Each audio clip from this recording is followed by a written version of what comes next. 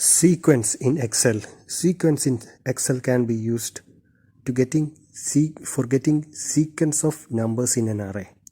We can write equals sequence, open bracket, rows, how many rows we need in this sequence. So I write here 5 rows, columns, start and set, step. These 3 arguments are optional. So I'm just using just a comma. That means one column is default. So starting number, that's 2021.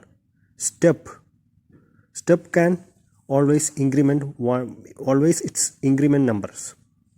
See, it's starting from 2021 to still 2025, it's 5 rows.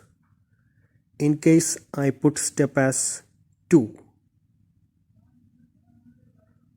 so it's increment by 2.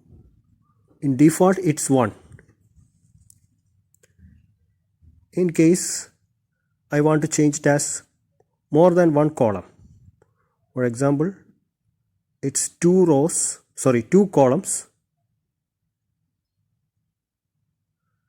enter, we can see it's in 2 columns. So it's very easy for a range of numbers, sequence of numbers.